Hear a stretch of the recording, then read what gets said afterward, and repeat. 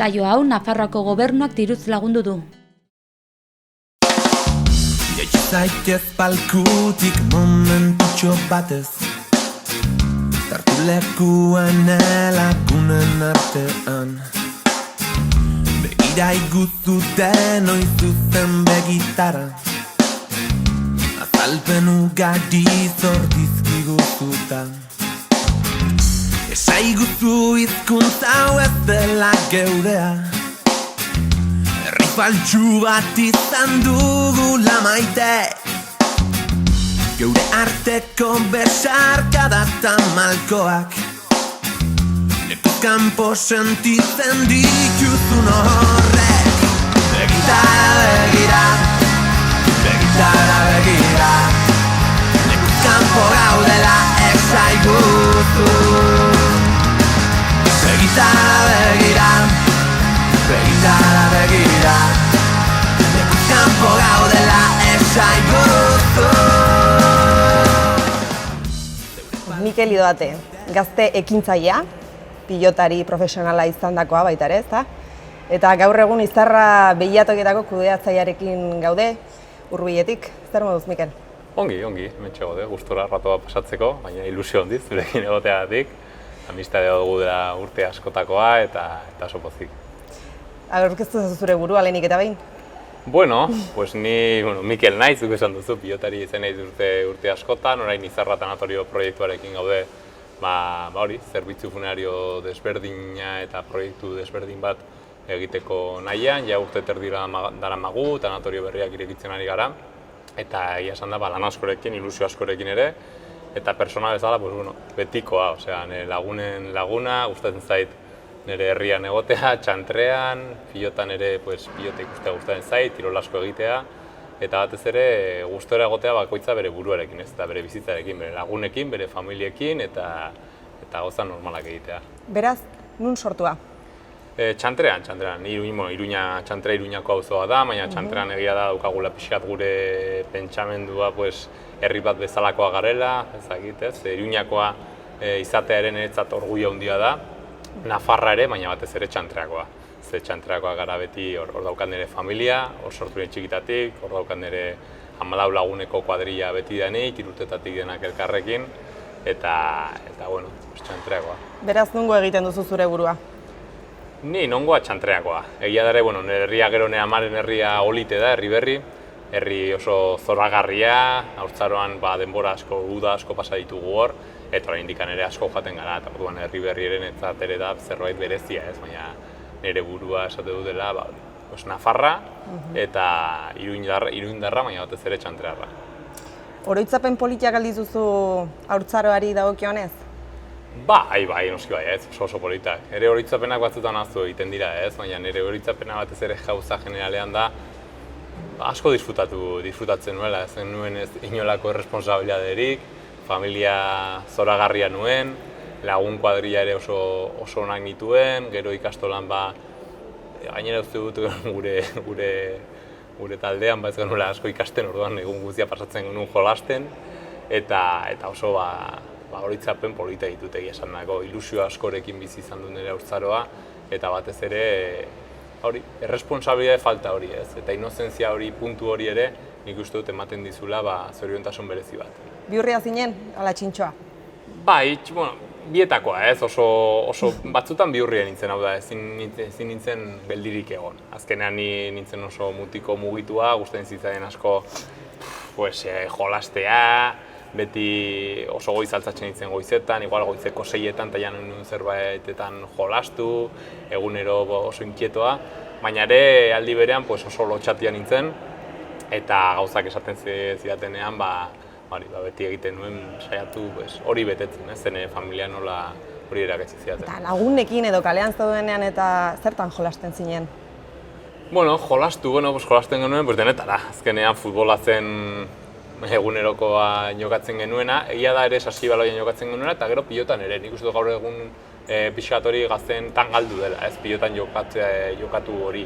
Baina nire epokan bai asko jokatzen genuela. Zergatik, hor ni txikian nintzenean Ruben Beloki izan zen Kriston Buma, Osasuna talde oso txarra zen, bigarren mailan zegoen eta oso txarra zen. Eta orduan gazte askok gure idolo bezala ere bageneukan, ez? Ruben Beloki, orduan pilotan asko jokatzen genuen. Baina egia da futbolean ere jokatzen genuela. Eta gero errapatzen genuen edozen gauza. Azkenean laumei ematen dituzu baloi bat edo edozein pilota bat, eta aski dugu denbora on bat pasatzeko. Eta eskola garaiak, nola etortzen zaizkizu oroitzapen horiek koloretan, txuri beltzetan? Koloretan, nik oso sartuta dut eta gainera oso oroitzapen polita ditut, epoka horretaz. Uste dut 12 urte arte, esora pasatzen zaren arte, oso oroitzapen polita. Gero esora, gauza aldatu egiten da, gainera ni joan nintzen San Fermin ikastolara, nire laguna juntzilen egunatera, txantran zegoen institutora, nire gurasoak pentsatzen zuten bezala San Fermin ikastolara jun, eta hor bai, kosta zitzai da askoz gehiago, pozudik eta zoriontzu egotea. Ze lagun asko egiten dituen, baina nire benetako lagunak zeuden beste ikastola batetan, zuan zen beste ritmo bat. Eta gainera San Fermin ikastola oso ikastola exigentea da, eta nik 18 urte arte zitzea bat ere ikastea gustatzen. Egiten nun, egin behar zelako, baina asko aspertzen dituen ikastola. Eta handitzearekin zer izan nahi zenuen? Karo, nik ez dut inoiz, beti pilotari izan nahi nuen, ez? Eta nik azkenean nahi nuen pilotalekuan denbora pasa. Ez nuen nahi etxean egon, ikasten, liburuekin eta bar. Gero ja, 17-18 urte nituenean, ez nekien oso ongi zer ikasi, ingenieritza hasi nuen, unibertsitatean, baina urte bat egin nuen eta ikusi hori ez zela nerea, eta orduan eramak esan zian, jun zuzen bidera hori denetarako balio dula. Zuzen bian sartu nintzen, gustatu zitzaidan, eta hor pixka sortu zitzaidan enpresarekiko edo zerbait proiektua ekintzearekiko nahi hori edo gustu hori.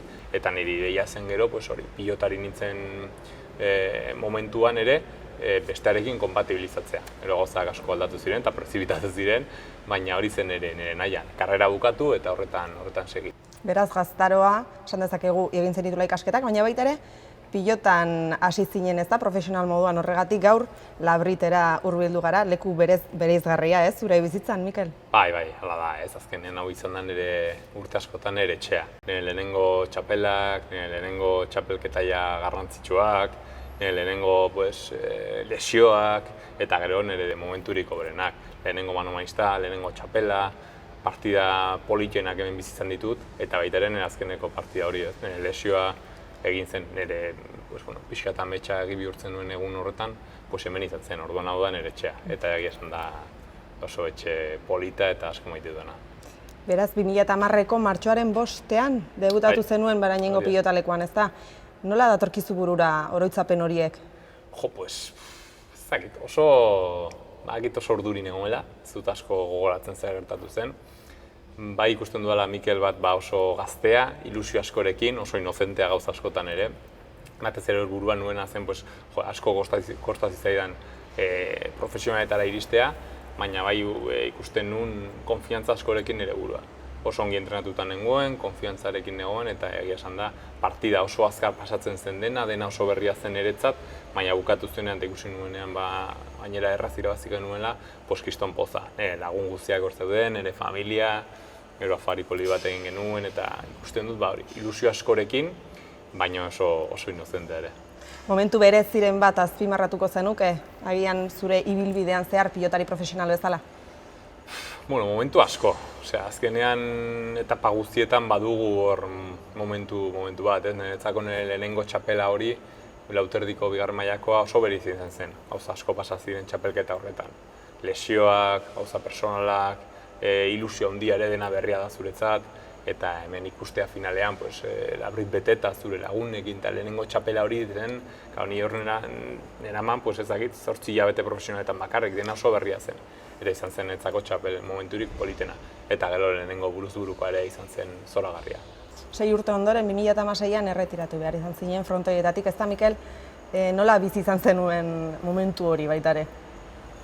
Gogorra, oso gogorra, ez? Azkenean 24-25 urte nituen nik, eta negoen momenturik hoberenean.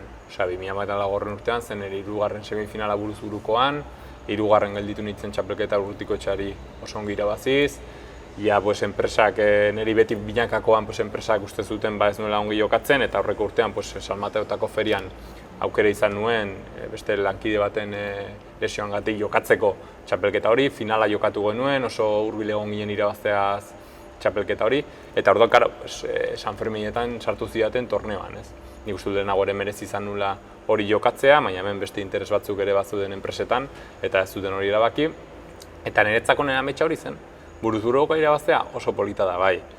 Lauterdikoa ere, eta oso polita da. Baina Nafar batentzat eta niretzako San Ferminak hainbeste gustatzen zaion batentzat, San Ferminetan jokatzea torneoa pareja titular bezala, zen niretzako nire ametsa. Orduan, gogorra izan zen, zezura ametsak bihurtzen den egunean lesionatzen zara, ez duzu uste lesio horrek behartuko zaitula pelota uztea, uste duzu dena ongi jarraituko duela, baina behakuntza eta gero ja ikusten duzu esku hori ezagoela ongi. Orduan izan dira 2 urte oso gogorrak, non mediku asko, ordu asko frontoian, ordu asko buruari bueltaka, eta azkenean erabaki hartzen duzunean, ja da lasaitasuna kentzen duzulako pisu bat gainetik. 2 urte bueltaka, eta esan du, onaino.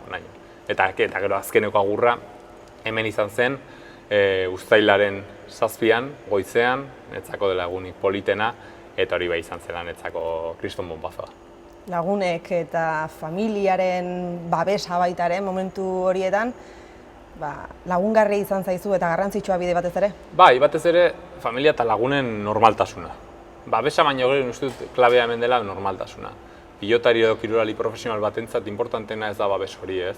Ze askotan ikusten dugu hori pilotari bat edo kirolari profesional baten inguna bere lana badirudiri besteak baino garrantzitsuago dela, eta bera da beti familiaren eta lagunen zentroa, ez? Eta nik uste hori txarra dela. Importantena dela normaltasuna. Zure familiarekin zaudenean beste lan postu bat bezala zara, denetaz hitz egiten zu, eta kuadrillan berdin, ez da pilotaz hitz egiten bakarrik, pilotaz hitz egiten da, baina hitz egiten da beste lankidetaz, hitz egiten da futbolaz, hitz egiten da dozen gauzetaz.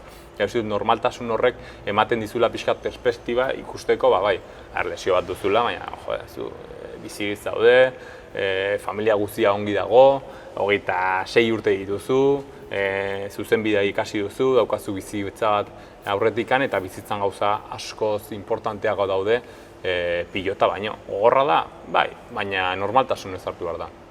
Beraz, normaltasunez hartu ondoren erabaki hori, baita ere zure bizitzan komunikabideei lotuta zaude gaur egun.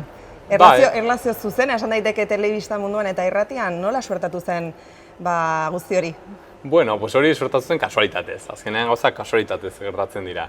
Nik egia da, profesionaletan nengoenean, beti erakutsi zidaten, gauza, ezagit, komunikabide beti profesionaletan bakizu, pilotan nik ikusten nuen askotan.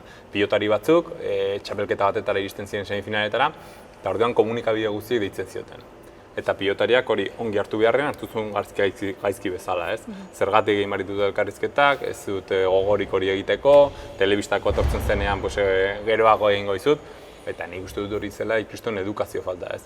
Eta beti saiatu naiz tratatzen kazetari guztiak bere lana ere errazten. Deitzen zidatenean, erantzuten nun, eta kitxo, ez, pixat errazteko dena. Eta hori elkarrizketa askotara deitzen zidaten, leku askotara, telebistara, irratira, eta juten nintzen, eta ikusten nun, hori ere polita zela, ez, eta zuri iritzia ematea eta konversazio bat izatea norbaitekin oso polita zela. Orduan, beti gustatu zitzaidan. Eta nola sortatu zen megakateko komentarista izatea? Kasualitatez. Juan Carlos González, orain lankideanena, egun batetan, ez duen espero, eta esan zidan, esan diat, agian aukera bat izango dela horretan sartzeko, nik zuri izena eman dut, ongi deritzozu, eta esan, bai, perfecto. Eta orduan handikan, 2 hilabetera hola, esan zidan, haizu, hasiko garela astoretan nahi duzu, eta esan, bai, jazta. Eta jadara matzagu, urte terdi. Hori telebistan, irratian baita ere zabiltza. Bai, irratian ere, lagunak hor ditut irratian, eta azkenean, tertulietara ditzen didate, eta salsa askotara, eta ni gustora joaten naiz. Azkenean rato ordu bat pasatzen duzu beraiekin, hitz egiten, kirolaz, politikaz, pilotaz ere asko, eta niri gustatzen zait. Azkenean niri beti, nire momenturi politen afari batetan edo bazkari batetan beti da sobremesa ditzen zaion hori, ez? Eta tertulia hori. Eta beti gustatu zait asko min gainatik tiratzea, pixat pikatzea ere, eta gero nire iritzia ematea ere. Nik uste dut iritzia gero oso garrantzitsua dela, askotan ikusten ditugu injustizia asko, gustatzen zaizkidan gauza asko, eta askotan esatu duzu, jende batzuk esatu, hobe da askotan isiltzea, nik esatu, batzutan hobe da, gutxienez zure iritzia ematea, horrek agian zerbait laguntzen du gauzak normalago izatera. Lana eta bizitza beraz nola uztartzen dituzu? Ze hobiak dituzu zure egunerokotasunean? Bueno, nik suerta dut nire hobi bat dela nire lana. Azkenean nire lana jutea ez da putada bat. Eta frontera juten naizenean batzutan pereza ematen du, bai, gaueko 10etan muskizen egotea batzutan gogorra da telebistan komentatzeko. Baina ailegatzen zarenean, eske giro ona dago eta pilota gustatzen zait. Orduan hori da gustatzen zait gauza bat. Irratian ere eta gero izarra tanatorioan, pues bai, momentu gogorrak daudela, bai, gestioan momentu gauza zaila daudela, bai, enpresa berri bat ekintzailea egiten duzunean Nafarroan gogorra dela, bai. Baina eske hori da nik erabaki duena eta gainera hori da gustatzen zaidana. Eta gero horretaz aparte, pues kirola, gustatzen zaidana irakurtzea edo ikustea edo entzutea, eta gero nire lagunekin, nire familiarekin, egotea, normal eta gauza diferenteak egitea. Batez ere, egun batean mendira, gero bazkari bat, jobintxo bat, pote bat hartu. Adina aurrera joan ahala? Uste duzu bizitzarekiko ikuspuntua baita ere aldatzen joaten dela, Mikel? Bai, zalantzarik gabe.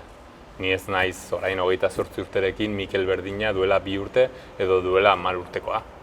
Eske pertsona guztiak aldatzen gara. Esentzia hor dago, hori argi da, eta nik uste dut zure haurtzaroan eman dizuten edukazioa eta bizitza ikusteko puntua berdina da, baina bai aldatzen garela. Ze azkenean zuk 18 urte dituzunean zara pertsona bat, beste ideia batzuekin, esperientziak asko ematen dizu, eta gero 28 urteekin gauzak desberdin ikusten dituzu, eta hemendik 5 urtera eta 10 urtera gauzak desberdin ikusiko ditu. Hori aldatzen doa, eta nik uste dut hori da bizitzaren gauza politena. Ze gauza gertatzen zaizkizun esperientzietaz ikastea. Jendeak askok ez du ikasten, hori da pixkat ere eta ez du abantzatzen, ez? Baina nik uste dut importantena hori dela. Esperientzia horretaz, hausnartzea, pentsatzea, ikastea eta batez ere hobetzea. Zuk askotan nolak hartzen dituzu akatsak, esan nahi dut? Positiboki eta konstruktiboki uste duzu akatsak onak direla? Bai, zalantzarik gabe. Akatsak, onak dira, hobe da ez akatsik ez egitea, baina akatsak beti gertatuko dira. Eta gauza onak eta txarrak beti gertatuko zaizkigu. Orduan nik bai ikusten dudana da, akats horietaz nola ikasi. Jende askok akatsak egite ditu sistematikoki eta ez du inoiz ikasten. Importantena bakoitzak autokritikoa izatea bere buruarekin. Ni oso exigentea naiz nerekin, baita ere besteekin, baina nerekin lehenengo. Eta nik ere badakit oso ongi ezagutzen du nire burua. Lesioak asko erakutsi zidan horretaz. Nire burua oso ongi ezagutzeko. Eta badakit nire karakterra zein den, askotan lehenengo puntu hori badut, baina gero badakit ere pixkat atzera botatzen ez da esatea, hau honetan gaizki egin dut, honetan ongi, eta nire buruakin oso exigentea naiz, hori badakit. Eta nik uste dut jendea hola izan behar duela. Ez askotan norbait exigitzen diogunean zerbait, jendeak esaten du, ez exigitu, ez duzu maite, ez, nik exigitzen zaitut, maite zaitu dalako. Eta badakit gainera egin alduzulako, eta da zure onerako exigitzen zaitut. Izarren hautsa egun batean, bilakatu zen bizigai. Hautsartatikan uste gabean, noiz bai gina den guernai.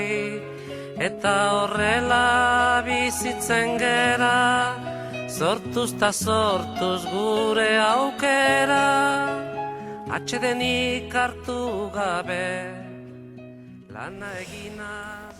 Mikel, nola sortu zen zutan ekintzailea izateko grina hori, ez? Eta izarra behatokia martxan jartzeko, ez? Proiektua aurrera pauso hori, nola sortu zen? Bueno, nik pertsona batzuk karrera bukatu nuenean, lesioa nun, eta karrera nengoenan ere, nik nahi nuna zen enpresa munduan egon, asko uste nintzen, eta ez ere ekintzaile izate, emprendedor izate hori, ez?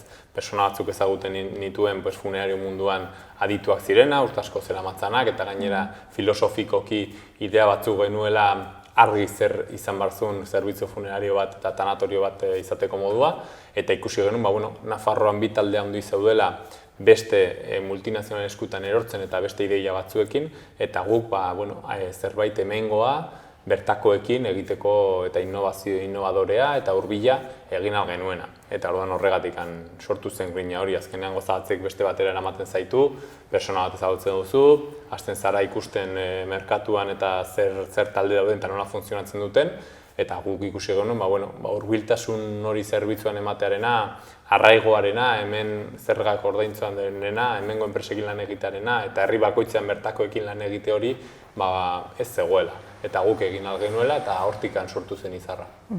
Oraingoan aurkitzen gara behilatokian, txantrean, aurrena irekitzeaz, ezta? Noiz irekitzen duten lehenengo behilatoki hau? Bai, gure, ibilbidea hasi genuen hemen, txantrean gainera ni hemen ondoan bizi naiz, nire sorterria da, eta gainera hemen gauzoak baduka beti xarma eta berezi bat, ez? Orduan, hau ireki genuen azaroa, 2016ko azaroan, uste dut, eta gero handikan hilabete batetara Txarri Aranazekoa ireki genuen, gero Iruñan zentroan dagoena, eta aurten ireki ditugu, Elizondon, beran ari gara zerbitzuak egiten ere, Donezteben irekiko dugu hemendikan egun gutxi barru, eta gero Sakanan, Altsasun eta Txarrima genuen, ez? Orduan, proiektu guretzat handia da, eta baina bai edia dela, hau niretzat berezia dela, lehenengoa izateagatik eta batez ere ni hemen txanterakoa izateagatik. Beraz, zenbat behilatoki dituzue gaur egun irekitak? Gaur egun irekita 7 ditugu, eta badaukagu martxan, Lizarran irekiko dela hemendikan 2 hilabetetara edo. Eta bai, gure ideia zen, Nafarroan zerbitzu orokor bat ematea, Iruñan gainera, bai Iruñan erdigunean, Gurutze plaza ondoan eta Txantrean 2 puntu importante dira guretzat, eta gero iparraldean, ez azkenan gure nortasuna ere euskalduna izatea da, eta iparraldean euskaldun gehiago dago eta gure jarrera da han ere egotea, ondo ezagutze ditugu hango herriak, eta batez ere hango herritara joan gara hango jendearekin, eta nik uste dut hori dela importantena, ez? Guk zerbitzuen eman dugu, zerbitzu hurbila, innovadorea, txuria ekarri aldugu, proiektu soziala izan alda, baina leku bakoitzan bertakoekin egin behar dugu lana. Segun eta ze eskualdetan kokatuta dagoen behilatokiak, badu baita ere bere desberdintasuna? Bai, zalantzarik gabe, ez? Azkenean, arraigoa guk asko hitz egiten dugu arraigoaz, ez? Eta jendeak bertakoa sentitu behar zaitu herri bakoitzean, eta zu hangoa joan behar zara, eta ezin zara joan ni hemen etortzen naiz, ni ikusteko zuk ze ona naizen eta nire etortzeko, ez joan behar zara hango jendearekin. Orduan, herri bakoitzean daude ohitura batzuk, daude persona diferente batzuk, eta enpresa desberdinak eta lan egiteko modu desberdinak. Lan gehiago da, zailagoa da, bai, argi dago guretzat hori egitea. Baina uste dugu dela bide bakarra gure proiektua errotua egoteko gizartean. Beraz, zein da zuen filosofia? Gure filosofia batez ere guk 3 oinarri handitan jartzen dugu, ez? Bat da, enpresa ulertzeko modu berri bat, hau da, enpresa errotua, Nafarra, hemen zergako indartzen dituena eta hemengoekin lan egiten duena, 2 innovadorea, mundu funerarioa askotan ez da oso innovadorea izan, eta 3. soziala ere, hau da, guk erakunde sozialekin, Comedor Social Paris 365 Proiektu Hombre fundazio bat ireki dugu, ere daukagu bokazio sozial bat, enpresa bat da, rentable izan behar du, baina irabazten diruarekin ez ere egiten den garrantzitsua da. Bigarrena da, zerbitzu funerari lortzeko modu berri bat. Zerbitzu funera bat personala, hurbila, guretzako eldiako bakoitza izar bat da. Eta orduan gu nahi dugu hildako hori horrela agurtu ez. Eta gaitzatez ere familiak agurtu behar du. Askotan gertatu da familia juten denean funeraren gana, lehen egiten zen funerarioak aprobetxatzen zuen une hori saltzeko berarentzat rentableago zena eta gainera egiteko berak nahi zuena komodago zena. Eta guk guztiz kontrako baina dugu. Familia atetik ateratzen denean, esan behar du, nik ez nekien zer egin nahi nuen, baina hauek lagundu didate agurtzera nik nahi dudan bezala eta nik nahi nuen bezala. Eta gero garrena, alderdi sozialean ere, bizitza eta eriotza kontzeptua ulertzeko modu berri bat. Askotan ikusi dugu, belatokiak herriaren zentroan irekitzen direnean, arazoak daude. Zergatikan, ze eriotza izan da zerbait tabua gure gizartean, zerbait tetrikoa, ez dakigu horretaz hitz egiten. Orduan gu nahi dugu hori ere, naturalizatu. Eta gizartean lan asko egin, bai txarlekin, bai formazioarekin, bai hezkuntza mailan, jendea jakiteko eriotza zerbait naturala dela. Eta naturalak ez du esan nahi bromata natural denik. Ez, naturala esan nahi du, norbait negarrez edo gaizki dagoenean, naturala dela eta normala dela hola egotea. Eta norbait pozik edo ongi egon nahi badu, naturala dela egitea. Eta gu bakarrik jakin hori tratatzen normaltasunez eta hitz egitea, eta nola agurtu nahi duzu, normalean ez ditugu gauza hauek egiten gure familiarekin, eta garrantzitsua galdetzea zure mari duzu, eta bihar hitzen zarenean nola nahi duzu agurtzea. Ze gero nolakoa den agurra, halakoa izango da dolua. Eta filosofia hau eta bizitza eta heriotzaren arteko planteamendua azken finean hau, jendartean, jendeari kontzientziatzea, ze alde onak ditu eta ze txarrak? Bueno, txarrena da asko kostatzen dela. Jendeak, heriotza beti nahi dugu ukatu. Beti bizi gara heriotzari bizkarra emanez. Eta orduan oso zaila da horretan sartzea. Eta oso zaila da txarla bat edo formazio bat egiten duzunean jendea erakartzea. Eta jendea hitz egitea horretaz. Eta jendea konbentzitzea horretaz hitz egin behar duela. Ona zein da, egiten duzunean eta zerbitzu bat egiten duzunean eta gozat bat eskertzen dizutela betiko. Eta gainera hori beti geratzen dela juten da alde personalderaino. Eta hori da oso garrantzitsua eta honetan ari garenok, ikusten duzu, esatuzu, ze gauza polita, ez gogorra izan da, kosta egin da, baina bitu zenbat eskertu diaten eta batez ere zenbat lagundu dion persona horri horrela agurtzeak, ez? Eta nola eskertzi dizun, eta hori da guretzako azkenan gure lanean hori da motivaziorik handiena. Familia ateratzen denean eta etortzen denean hilabete batera, bi astera eta esate dizuna, eskerrik asko, ze agurtu nahi duen bezala, eta ze ongi, gaizki nago, doluan nago, baina eskerrik asko zuen lanagatik. Eta hori da, kriston, imaginatzen duzunez, kriston motivazioa. Ze berrikuntzak ditu Izarra proiektuak? Bueno, lehengo ja gure kontzeptua desberdina da, ez? Betikoak funerario munduan jendeak asko esaten dugu betikoa gara. Guk ez gara betikoak. Jendea esperientzia du honetan, baina guk ez gara betikoa. Guk nahi dugu betirako izan, ez? Eta guk azkenean berria gara. Eta uste genuen aire fresko bat behar duela hori, kontzeptu bezala eta ideia bezala. Zergatik egiten dituzu gauzak. Egiten baduzu aberasteko, hartuko dituzu, erabaki batzuk egiten baduzu rentabilizateko, baina beste nortasun berezi bat daukazulako ere, diferentea da, eta hori da gure nortasuna.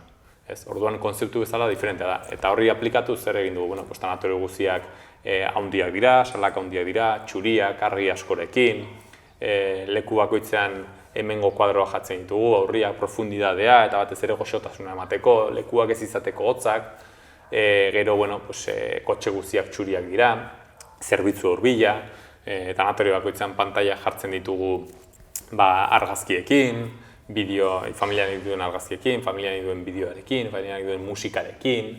Orduan, gure tumuluetan hildakoa dagoen tokian ere ate bat jarri dugu sartu alizateko, tanatorio gehienetan hau ezak gertatzen, beti dago urna bezalako bat, eta ezin zara ukitu eta guk ez dugu bere izi nahi. Norbaitik musu bat eman nahi badio zergatik ez dio musu bat emango bere agurrean, ez? Eta zure kasuan, zure ibilbidean ere, askotan esaten da txuritik beltzera pasatzarela. Hori beste modu batera planteatu nahiko zenuke? Bai, ni beti esaten diet. Duela hilabete batzuk egin zidaten reportaia bat eta esan zidaten txuritik beltzera, eta txuritik txurira. Ze heriotza egia da, kanpotikan ikusten dugu beltza bezala, baina guk hori da aldatu nahi dugula. Gure kolorea da txuria eta gero izarraren urdina eta horia, baina gure kolorea txuria da. Agian beltzagoa da kirol profesionalaren mundua, izarraren funerario filosofia baina. Oraingoan eskatuko dizut egindako ibilbidearen barruko balorazio bat, ez? Zer sentimendu eta sentsazioak etortzen zaizkizun? Bueno, sentimenduak denetarik, ez? Parte batetikan gogorra izan da.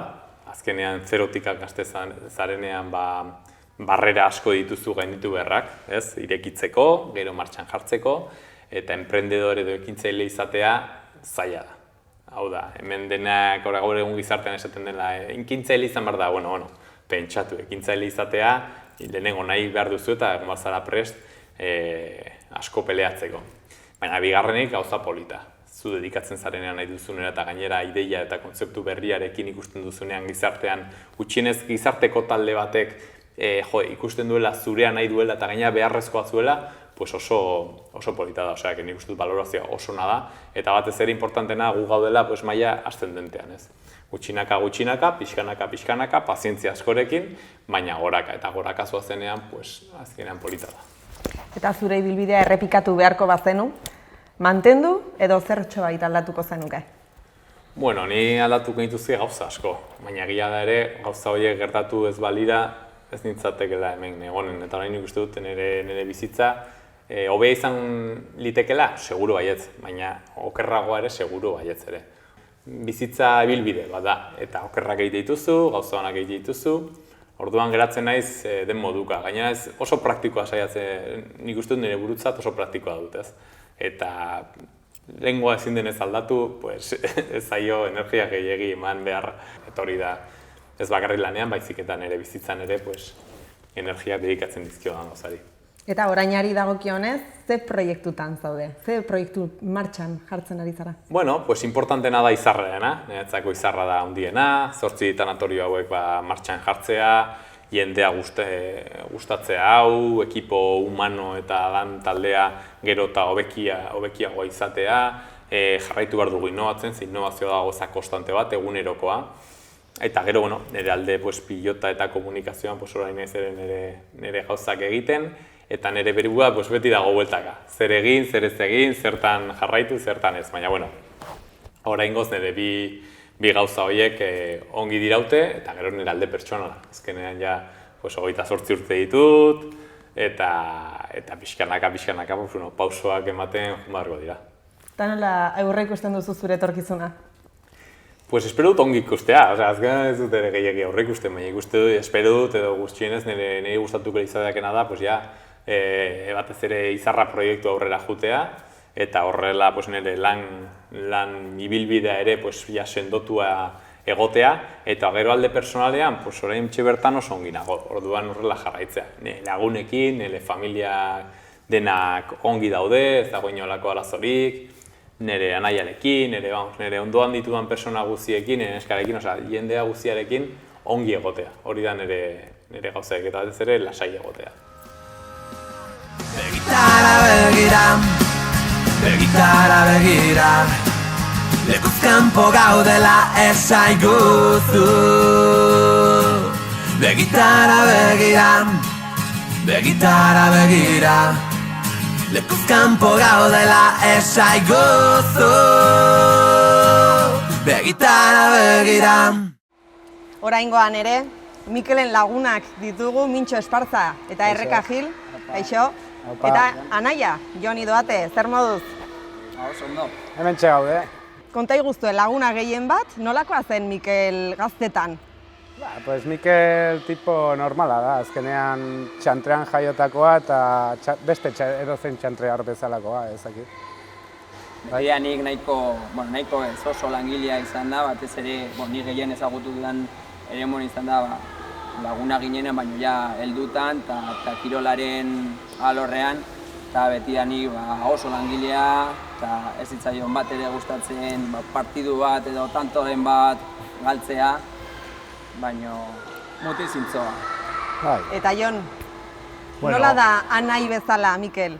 Anai bezala nik uste dute primerakoa da, ez daukat beste anaiarik, baina nik uste beti buruan dauka ni nola nagoen eta nola sentitzen naizen, beti gainean daukat, eta nik uste dut beti zerbait behar badut, nik buruan daukat beti nire anaiari joatea, ea ze egin alduan, eta nik uste dut oso aholkulari ona dela. Bueno, Mintxo, txikitatik ezagutzen zarete. Bai. Oroitzapenak aldituzu haurtzaroari buruz? Nahiko, ez ditut oroitzapen asko, baina beti gogoratzen dut beti zekarrela bi pala bat berarentzat eta beste bat niretzat, eta beti gaunden elkarrekin palan jolasten oso txikitatik. Bihurria zen? Bueno, ez zen oso bihurria, tipo normala, azkenean ez. Eta holako anekdotaren bat baitere eskolako garaiez etortzen zaizu burura? Mikel beti izan du beldurra, txakurrengan, beldurra ez dakit, beldurra, errespetua edo zerbait gertatu omen zitzaion txikitan. Beldurra. Bai, eta beti gogoratzen dut San Fermin ikastolarako autobusa itxaroten geundenean, etorri zela txakur bat zaunka zegoela, eta bera hain handia izan da, eta ni hain txikia, bere aurrean jarri bar izan nintzen, berak beldurra zeukalako edo... Bai. Erreka, ze oroitzapenak etortzen zaizkizu burura 17 urte horietatik aurrera ezagutu zenuena Mikel? Gu gehien bat, 18 urterekin elkar ezagutu genuen, lagunekin, astebururo normalean Iruñatik genbiltzan, juergatxoren bat egiten, bera batez ere gehiago zaintzen zen garai horietan, pilotarekin azkenean pertsona arduratsua izan baita, txikidanik. Eta ni gogoratzen dut askotan nahiarekin ere, edo lagunekin, padeleko edo fronteniseko partiduak jokatzen, edo eta musean ere, baina berak ez duen ez tantoren bat oparitzen. Oso betian gustatu izan zaio dena irabaztea. Ez musean, ez pilotan. Eta anaia, Jon, Bai, gaztetako oroitzapen bat nolakoa zen txikitan? oso buru gogorra zen eta oso kompetitiboa. Osea, askotan adibidez etxean eta aita eta biok jokatzen genuen beti partiduren bat afaldu baino lehen futbolean edo pilotan haren aurka, osea Mikelen aurka, eta beti aitak esaten zion, gaur hor haserretzen bazara, gaur bihar ez dugu jokatuko, eta beti aitak igual pixka bat hor pikatzen zuen eta beti haserretuta bukatzen zuen, baina oso haserretuta. Osea, beti oso kompetitiboa izan da, eta bueno, beti ere gure artean beti jokatu dugu palaz, tenisean, eskuz ere, eta beti kriston pika zegoen. Ez du, vamos, oso... Ez duen barkatzen. Ez duen barkatzen. Eta bueno, haurtzaro alde batera utzita baita ere, gaztaroa aipatu duzue, denok dakigun bezala, Mikel pilotari profesionala izan zela, alde onak izan zituen, baina baita ere momentu txarrak pasa zituen, pilota utzi behar izan zuen, eta nola bizi izan zituen Mikel garai horiek, lagunen eta familiaren babesa hori izan zuen?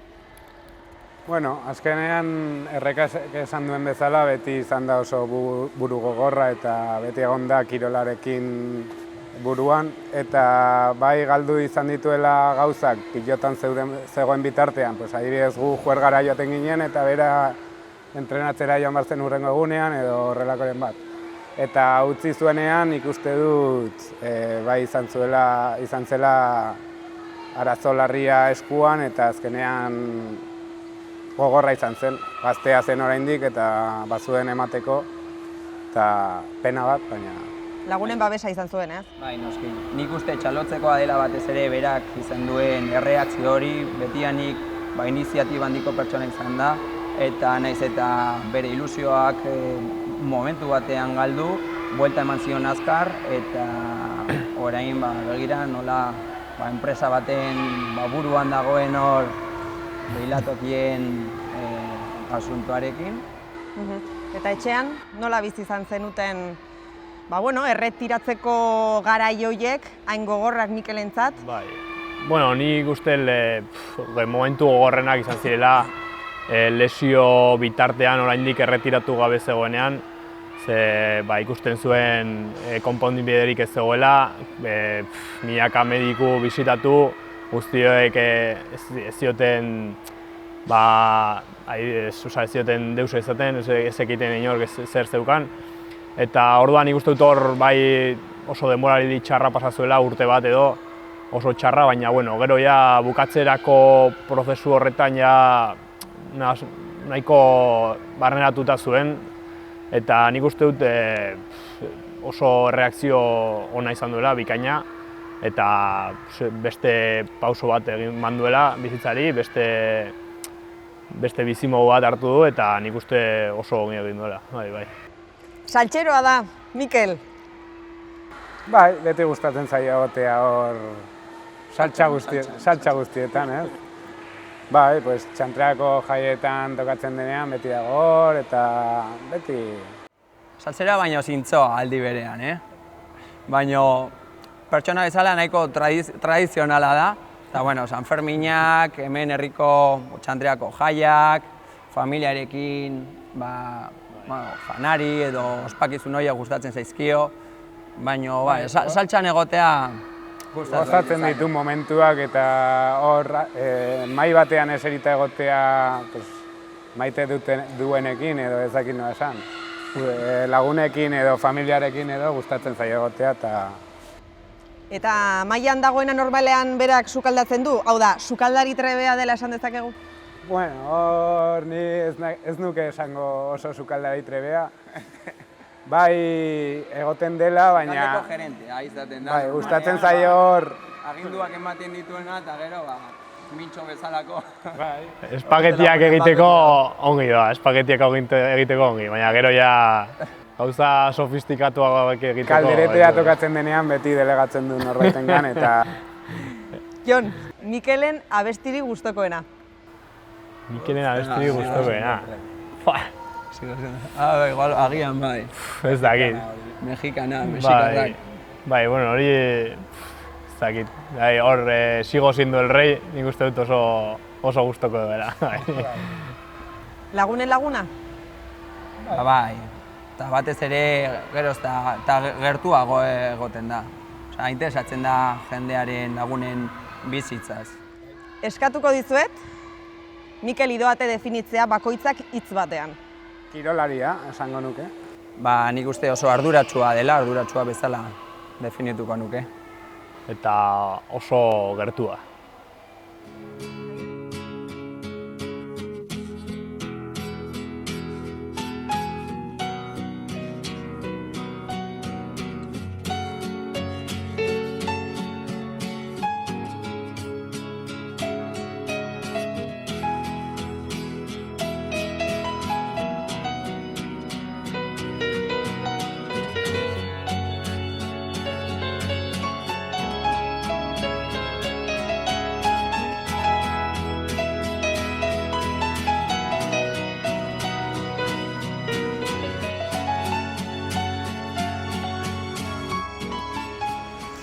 Oraingoan ere, Mikel, bitxikerietaz hitz egiteko tartea izango dugu. Beraz, ze uste duzu, gizartearekin konprometituak izan behar gara?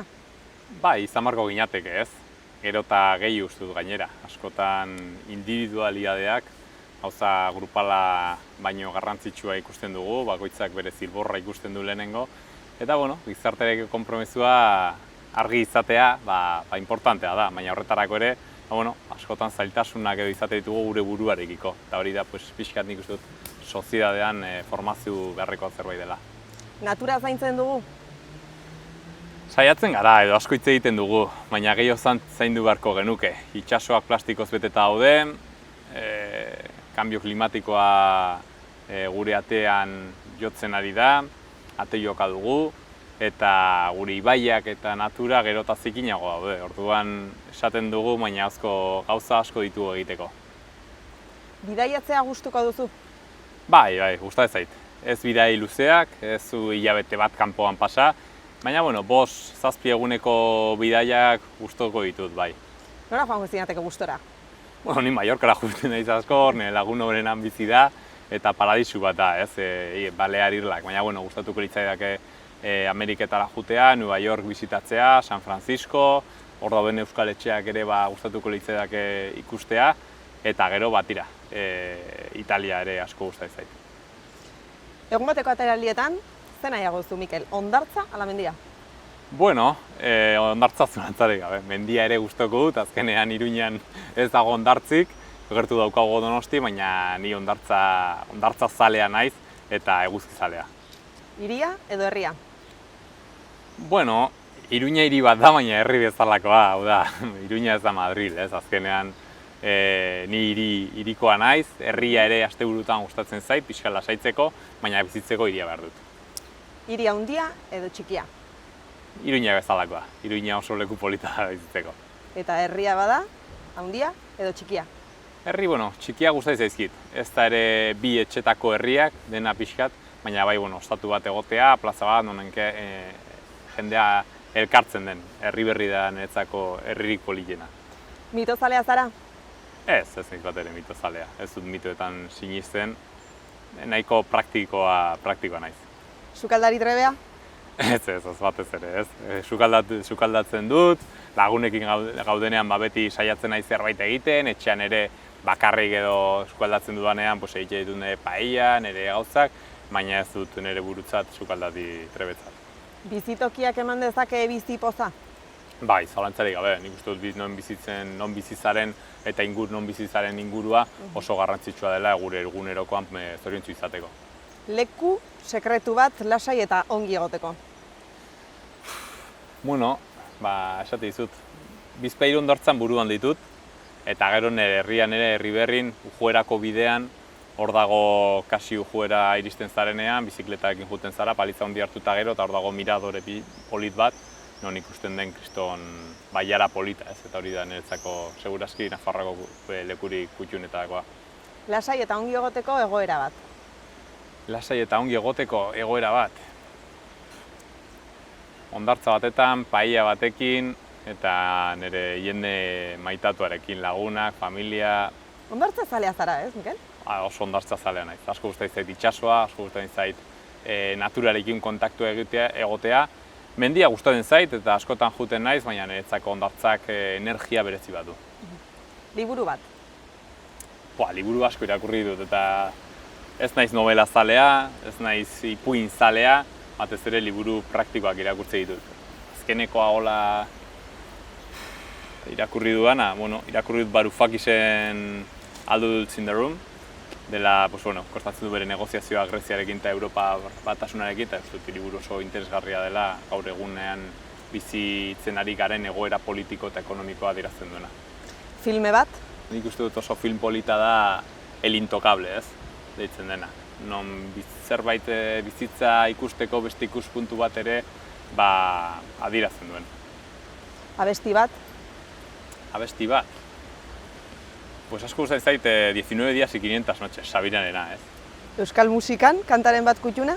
Bai, asko gustatzen zait, Bendetakoa, gero Salvadorren Heriotzanentzako zerbait berezia da, Izarren hautsa ere, baina, azkeneko talde berri hauen musika gustatzen zait, zait gehiagi gustatzen rokola gogorra, baina, begitara begira, olako kantak asko gustatzen zait.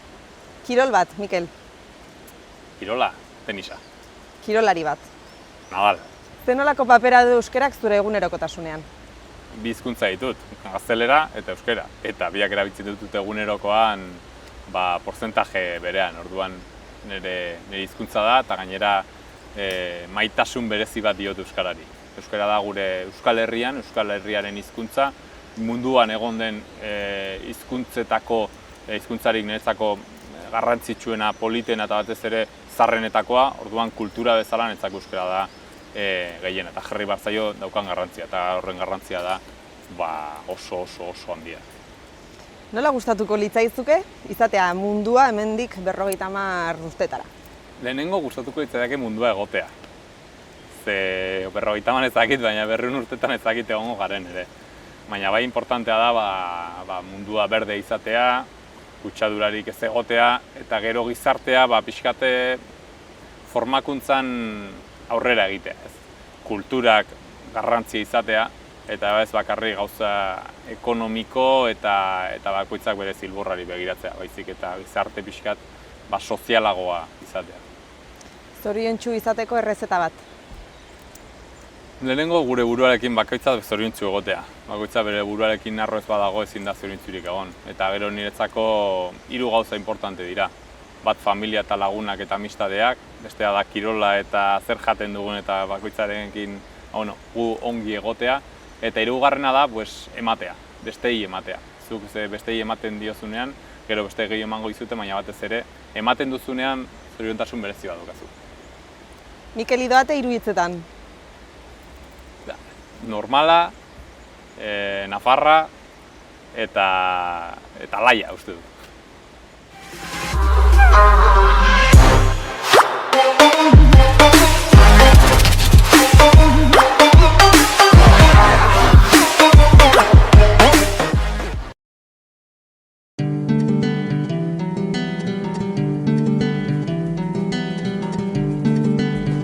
Saio hau Nafarroako gobernuak diruz lagundu du.